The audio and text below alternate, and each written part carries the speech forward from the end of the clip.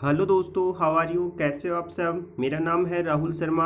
आज ये एक टॉपिक है, टॉपिक मतलब या आप क्वेश्चन भी मान सकते हो, है ना। ये कमेंट में आया हुआ क्वेश्चन है कि सर बर्फ़ की स्ट्रक्चर क्या होती है। एक तो ये क्वेश्चन था। दूसरा था बर्फ़ पानी के ऊपर क्यों तैरती है। तीसरा बर्फ़ का घनत्व जल से कम क्यों होता है। ये तीनों ही क्वेश्चन वेरी इंपॉर्टेंट होते हैं, है ना। और ये क्वेश्चन क्लास 9th के लिए, 10th के लिए और 11th के लिए और 12th के लिए भी वेरी इम्पोर्टेंट है, ठीक है ना। और जो कंपटीशंस के लिए भी ये वेरी इम्पोर्टेंट है, क्योंकि कंपटीशन में भी आता है कि बर्फ़ पानी के ऊपर क्यों तैरती है ना। उसका आंसर देना होता है हमें, ठीक है ना। तो ये सभी के लिए इम्पोर्टेंट है, बेसिक क्वेश्चंस हैं, ठीक है। तो मैं आज इसको डिटेल से समझा रहा हूँ, थोड़ा ध्यान से समझना। पहले तो हम क्या समझेंगे, H2O की मोलिकुल स्ट्रक्चर, मतलब वाटर की स्ट्रक्चर कैसी होती है वो देखेंगे। और साथ में बर्फ़ की स्ट्रक्चर कैसी हो जाती है, मतलब जल जो वाटर मोलिकुल है, जल है, जब वो सॉलिड स्टेट के अंदर मतलब ठोस अवस्था में या जम जाता है आइस के रूप में, बर्फ़ के रूप में, तो उसकी स्ट्रक्चर में क्या बदलाव आता है ये देखेंगे, ठीक है ना। तो वाटर मोलिकुल की स्ट्रक्चर क्या होती है, ऐसे होती है। वाटर का फॉर्मूला क्या होता है, H2 होता है। मतलब ये ऑक्सीजन होती है, ऑक्सीजन के दो एकाकी इलेक्ट्रॉन युग्म ऐसे क्या होते हैं, उपस्थित होते हैं, ठीक है ना। और दो बॉन्ड बनाता है ऑक्सीजन किसके साथ, हाइड्रोजन के साथ। और ये बॉन्ड कैसे होते हैं, सहसंयोजक बॉन्ड होते हैं, ठीक है ना। ये तो क्या होती है, वाटर की स्ट्रक्चर होती है, मतलब जल की स्ट्रक्चर होती है, ठीक है। अब जो पहले ये क्वेश्चंस हैं ये देख लो, है ना। बर्फ का घनत्व जल से कम क्यों होता है। मतलब बर्फ का जो घनत्व है जल से क्या होता है, कम। मतलब कहने का अर्थ जल का जो घनत्व है वो तो अधिक होगा और बर्फ का जो घनत्व है दोस्तों वो क्या होता है, कम होता है, ठीक है ना। आगे देखो, इसमें मैंने क्या लिखा है, बर्फ ठोस है, अतः इसकी एक निश्चित क्रिस्टल संरचना होती है। इसमें प्रत्येक ऑक्सीजन परमाणु 4 हाइड्रोजन परमाणु के साथ क्या होता है, जुड़ा हुआ होता है। इसलिए इसकी आकृति कैसी होती है, चतुष्फलकीय ज्यामितीय होती है, ठीक है ना। या हम क्या बोल सकते हैं, चतुष्फलकीय ज्यामिति में क्या होते हैं, ये बंधित होते हैं, बंधे हुए होते हैं। जिनमें से दो के साथ तो ये क्या बनाता है, सहसंयोजक बंध बनाता है। और दो बच गए उसके साथ क्या बनाता है, हाइड्रोजन बंध बनाता है। इस कारण क्या होता है, इस प्रकार बर्फ की जो स्ट्रक्चर होती है वो खुली रंध्र संरचना होती है, इसलिए बर्फ का आयतन अधिक हो जाता है। तो इसको हम डिटेल से बता रहा हूँ, एक बार देखना। देखो कि हमारे पास मैंने क्या बताया था कि जो वाटर मोलिकुल है उसकी स्ट्रक्चर मैंने ये बताई थी, ठीक है ना। परंतु ये जो नीचे वाली स्ट्रक्चर दे रखी है ये किसकी स्ट्रक्चर है, बर्फ की स्ट्रक्चर है। किसकी स्ट्रक्चर है, बर्फ की। तो इसको देखो एक बार ध्यान से, देखो कि इसमें क्या होगा, यही वही वाटर मोलिकुल है, इसकी ऑक्सीजन ये रही, ठीक है ना। ये ऑक्सीजन बर्फ के अंदर कितने बॉन्ड बनाती है, 4 बॉन्ड बनाती है। कितने बॉन्ड बनाती है, 4 बॉन्ड। 4 बॉन्ड में से 2 बॉन्ड तो कैसे होंगे, सहसंयोजक बॉन्ड। कैसे होंगे, 2 तो सहसंयोजक बॉन्ड होते हैं और 2 कैसे बॉन्ड होते हैं, हाइड्रोजन बॉन्ड होते हैं। कैसे होते हैं, 2 हाइड्रोजन बॉन्ड होते हैं किसके अंदर, बर्फ की संरचना के अंदर। तो ये जो ऑक्सीजन है, ये ऑक्सीजन और ये हाइड्रोजन के बीच जो बॉन्ड बन रहा है वो कैसा बॉन्ड है, सहसंयोजक बॉन्ड। और दूसरा ये हाइड्रोजन और ऑक्सीजन के बीच जो बॉन्ड है ये भी कैसा है, सहसंयोजक। इतनी बात समझ आ गई। अब ये 2 बॉन्ड वाले बच कितने गए, 2 बॉन्ड बच गए। तो ये 2 बॉन्ड किसके साथ बनाएगा, 2 हाइड्रोजन के साथ बनाएगा। परंतु वो बॉन्ड कैसा होगा, हाइड्रोजन बॉन्ड होगा। कैसा होगा, हाइड्रोजन बॉन्ड होगा।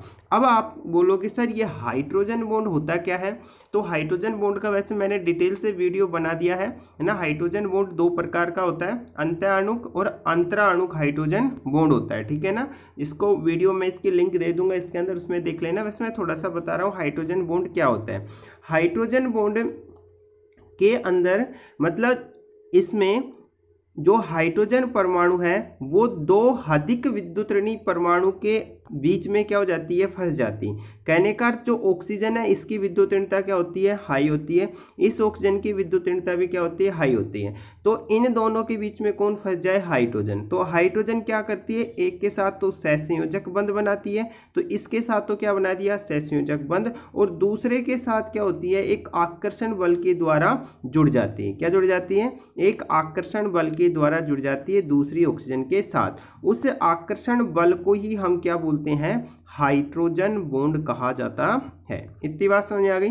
तो यहाँ पे जो बर्फ की जो स्ट्रक्चर है उसमें ऑक्सीजन 4 बॉन्ड बनाएगा, 2 तो कैसा बनाएगा, सहसंयोजक, और 2 कैसे बनाएगा, हाइड्रोजन बॉन्डिंग के द्वारा जुड़ा रहता है। इतनी बात समझ आ गई। तो जब ये 4 बॉन्ड बनाएगा तो ऑक्सीजन ऑक्सीजन मतलब जो वाटर के मॉलिक्यूल थे उनके बीच में क्या हो जाएगी, खाली जगह। मतलब खाली जगह का मतलब जो स्ट्रक्चर होगी वो खुली स्ट्रक्चर होगी, मतलब रंध्रनुमा। कहने का अर्थ जो वाटर मॉलिक्यूल, एक वाटर मॉलिक्यूल दूसरे वाटर मॉलिक्यूल के बीच में स्पेस मतलब खाली जगह क्या होता है, अधिक होता है। ठीक है ना, इसलिए इसका घनत्व, इसलिए इसका आयतन क्या हो जाता है, अधिक हो जाता है। आयतन अधिक होने से जल के ऊपर बर्फ तैरती है, यही इसका मेन रीजन है। ठीक है ना।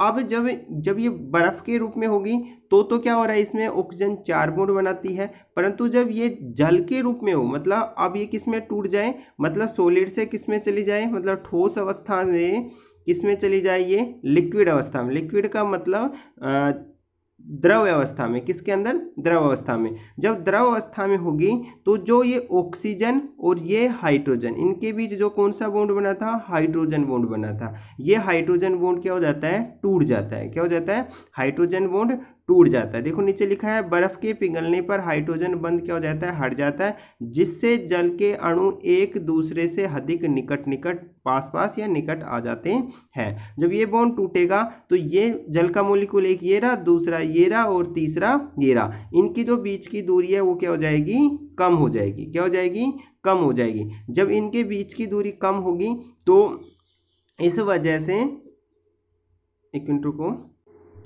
कम हो जाएगी, तो इसलिए जल का जो घनत्व है वो तो अधिक हो जाएगा और बर्फ का घनत्व क्या होता है, कम हो जाता है। इतनी बात समझ आ गई।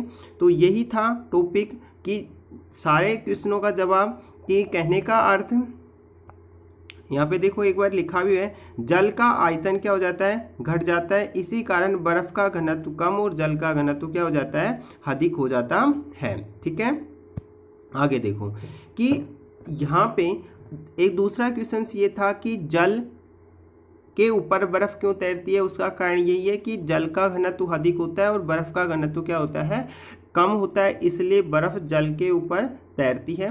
दूसरा घनत्व का मैंने बता ही दिया, क्योंकि जो स्ट्रक्चर होती है वो ऑक्सीजन कितने बॉन्ड बनाती है, 4 बॉन्ड बनाती है, जिससे उसका आयतन बढ़ जाता है। और वाटर मॉलिक्यूल्स होते हैं बर्फ के अंदर, उनके बीच की जो डिस्टेंस है, दूरी है, वो क्या हो जाती है, अधिक हो जाती है, इसलिए इसका आयतन बढ़ जाता है और घनत्व क्या हो जाता है, घट जाता है, इसलिए ये बर्फ इसके ऊपर तैरती है। इतनी बात समझ आ गई। बस यही क्वेश्चन था आज के लिए। तो यदि आपको समझ में आया है तो मुझे कमेंट में ज़रूर बताएं, यदि नहीं आया तो भी बताएं, मैं दोबारा समझाने की पूरी कोशिश करूँगा। तो आज के लिए इतना ही था। जय हिंद, वंदे मातरम।